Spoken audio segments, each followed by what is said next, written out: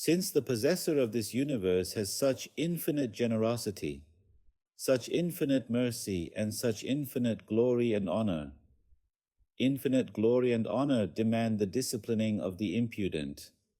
Infinite generosity demands infinite bestowal. Infinite mercy demands beneficence worthy of it. Infinite glory and honor demand the disciplining of the impudent.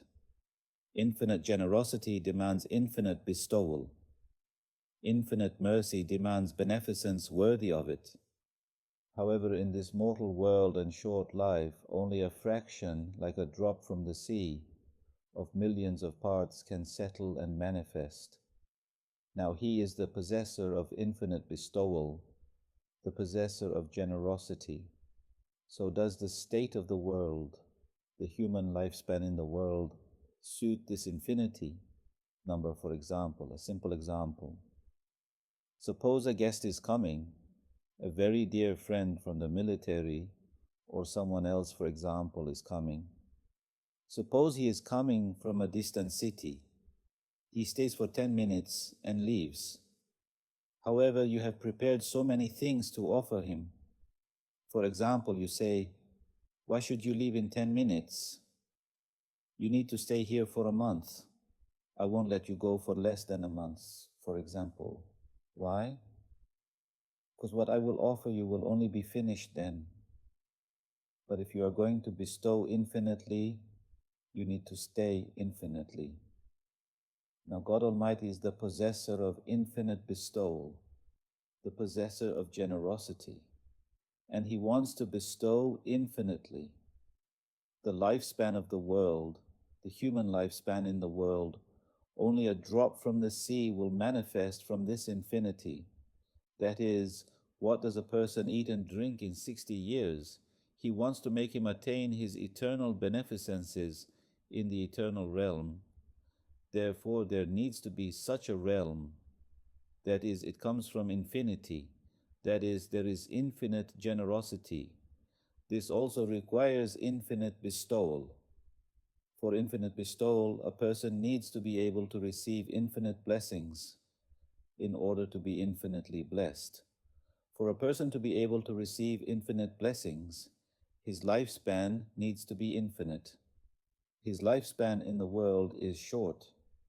Then he needs to go to a place where he will have an infinite lifespan, and that is paradise. So there will be a realm of happiness worthy of that generosity and befitting that mercy. For example, bestowal varies according to the person. For example, as a person gets richer, as he grows, the bestowal is accordingly.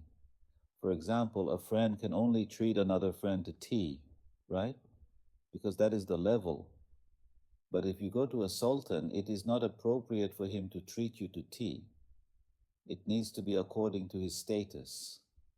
Now, Allah is the possessor of infinite treasures. So when He bestows upon His servant, it needs to be according to His mercy, according to His infinite treasures. So there needs to be infinite bestowal. And if there is no problem with the one who is the object of that bestowal, if he is worthy, then it needs to be infinite.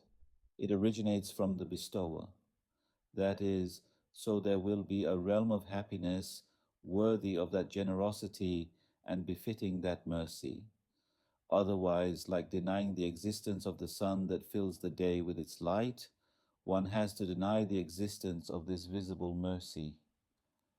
Now, can the sun be denied? It cannot be denied. Why can't it be denied? The sun that fills the day with its light. Now, the sun is not just standing there alone. It has filled the day with its light. That is, it shows its existence in all the particles of air on the page of the sky. For example, when you say there is no sun, then you have to say that there is no day, no light in the day. Allah's mercy has also manifested everywhere of Allah's mercy. Then one has to deny all the works of mercy, like denying the existence of the sun that fills the day with its light. One has to deny the existence of this visible mercy. then you will also deny milk, you will also deny honey, you will also deny apples. You have to deny everything. Can you deny it? You cannot deny it. Then you cannot deny the sun either. You cannot deny Allah's mercy. Because if death is final, never to return, then compassion becomes a calamity, love becomes sorrow, blessing becomes affliction, reason becomes an ominous tool, and pleasure becomes pain, and the reality of mercy has to be negated. For example, let's say there is no resurrection, God forbid, the one who dies ceases to exist. If it was so, God forbid, then what would happen? If death is final, never to return, then compassion becomes a calamity. For example, he has given a mother compassion towards her child. Because of that compassion, the mother feels an extraordinary pleasure from that compassion. For example, because of being compassionate, because of loving her child. Now, if this child ceases to exist, what will happen to that compassion, which was a blessing? While it was something that gave pleasure, it will become something that gives torment. For example, while it was mercy, it will turn into its opposite. Love becomes sorrow. For example, you love your friend very much. For example, he died, he ceased to exist. That love will this time become sorrow for the person. That is, it will burn. It will consume the person. He is also dying. He cannot bear it, for example. Look, while it was mercy, it turned into its opposite. Blessing becomes affliction. Give, give, take all at once. Then blessing becomes affliction. Reason becomes an ominous tool. What does reason do? The past and the future, the whole world, right? It brings it to your own realm. You can think, you can contemplate. This is a blessing. Now you thought about death and what lies beyond, non-existence. They will say, if only I didn't have reason, if only I didn't think. This time look, animals don't have reason. How beautifully they live. I thought this reason was a good thing, but it became bad. So what happens now, for example? That is, if there is no afterlife, mercy does not remain mercy, but mercy is mercy. Now, which is certain, which is not certain? Now, something that has happened is certain. Something that has not happened is interpreted accordingly. Now, what is certain? These many blessings. So it is necessary to interpret according to these blessings. So these blessings exist. Mercy. So since these are mercy, there needs to be eternity after death. That is, one goes from the known to the unknown, right, in logic. What is known? It is certain that mercy exists right now. It is certain that blessing exists. So in order for this to remain a blessing, according to this, it is said that this needs to continue. So after this mortal realm, an eternal realm will come. The reality of mercy has to be negated. That also cannot be. The negation of the reality of mercy, for example, there is no doubt, for example, some people do good. For example, you still doubt, right? He is doing good, but will something come out of it? But for example, does this mercy have any aspect that raises doubt? You cut the watermelon, what part of it will you doubt, right? For example, there are flaws in artificial things. For example, a person does not want to give. He has to give, for example. Therefore, there is a deficiency in it. That is, there is definitely a deficiency in one aspect of it. But for example, whatever Allah gives is perfect. So there is sincerity here. There is truly sincerity, right? There is something. It shows that. And then there will be a realm of retribution appropriate to that glory and honor. That is, we need to think about this immediately. Otherwise, when we look one-sidedly, the balance may be lost. That is, if we are Allah's servants, if we fulfill Allah's commands, this mercy will remain mercy. But if we deviate from the line of servitude, then what else will come in place of this mercy? There will be a realm of retribution appropriate to that glory and honor. For example, when we obey the laws that God Almighty has set in the universe, for example, when you obey electricity, you get in the elevator and press the button, right? You go up 4 floors without sweating. Why? Obedience to the law there. Because you obey, you are the object of that mercy. But if you don't obey, you climb the stairs. Then you climb the stairs, or you fall head over heels, for example, right? That is, there is the mercy of the one who obeys. For example, electricity, for example. It says you will not touch it with bare hands. Then it serves you. The moment you touch it bare, this time the thing that serves you burns you.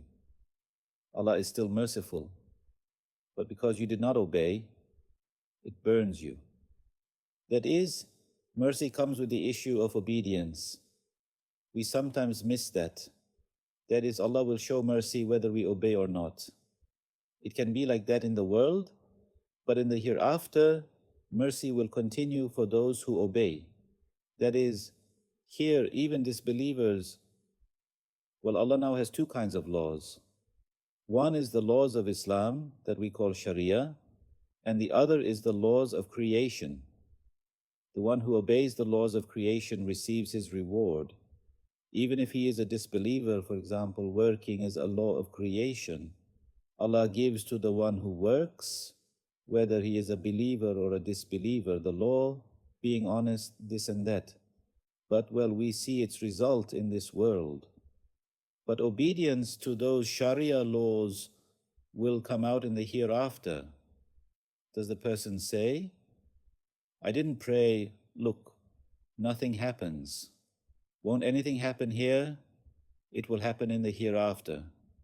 That is, its result will not be here. That is, there will be a realm of retribution appropriate to that glory and honor. Because often the oppressor departs from here in his glory, and the oppressed in his humiliation. Yes, often the oppressor departs from here in his glory, and the oppressed in his humiliation.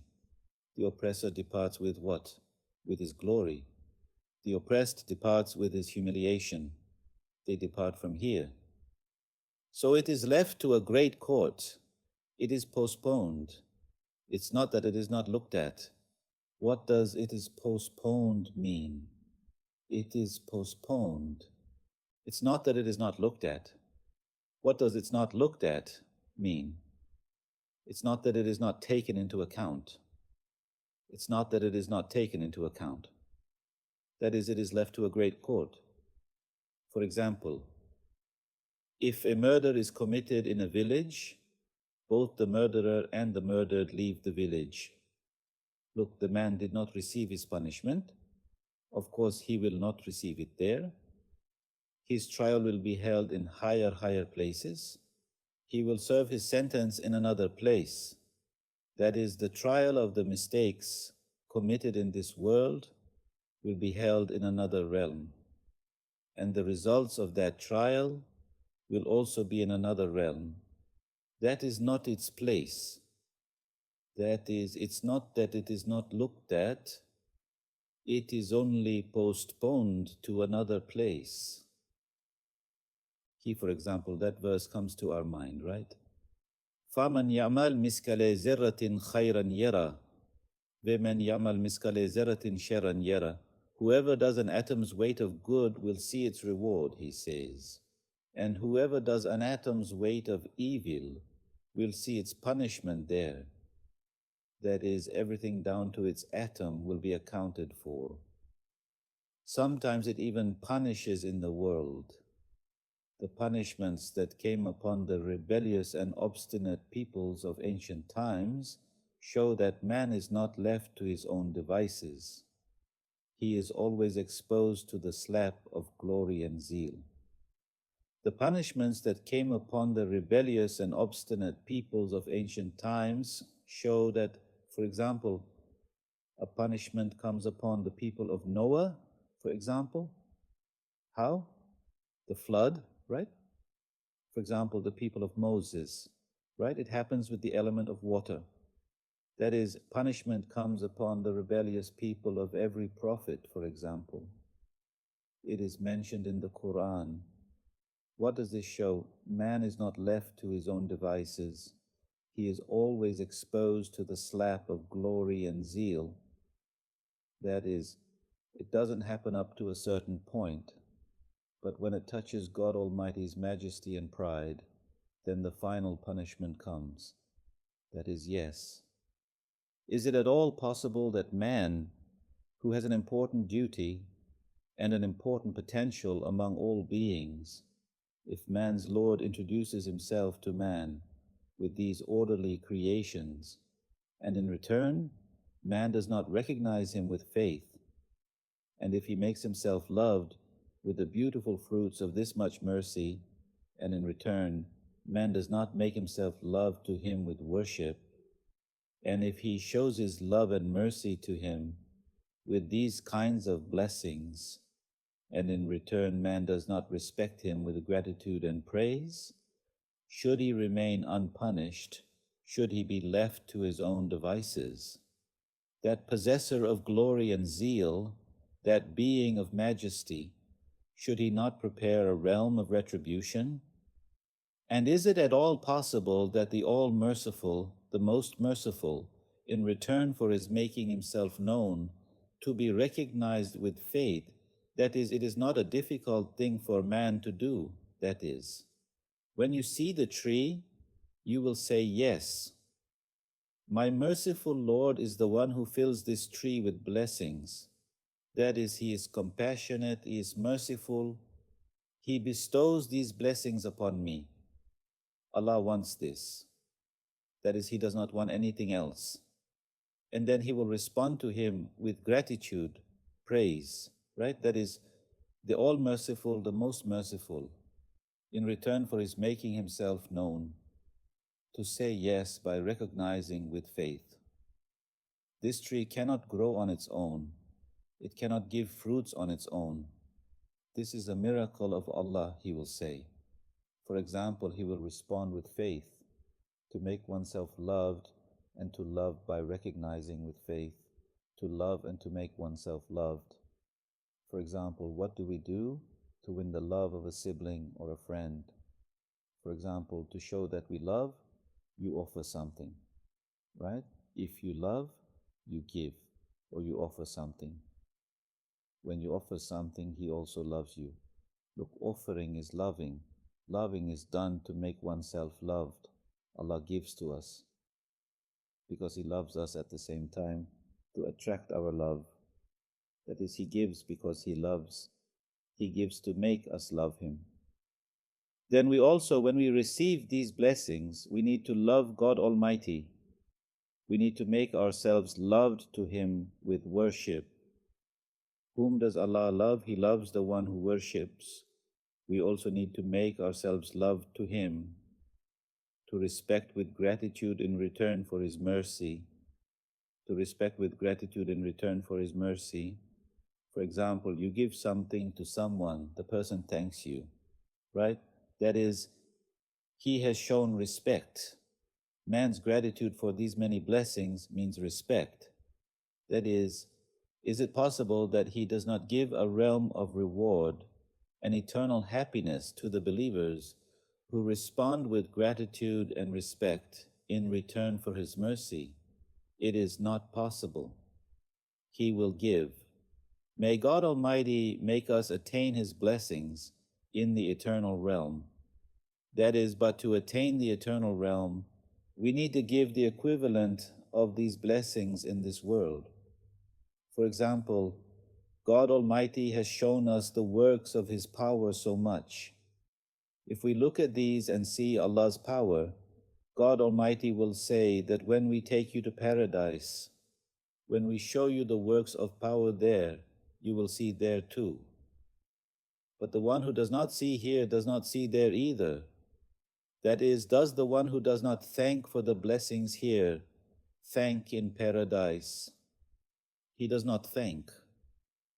But the one who thanks here also thanks there. So just as the world was created for a purpose, paradise is also created for that purpose. For the meaning of paradise to be realized, we need to fulfill these duties completely here. That is, for example, let's say a painter showed you two of his paintings. You looked and didn't understand anything. Will he show you his other paintings?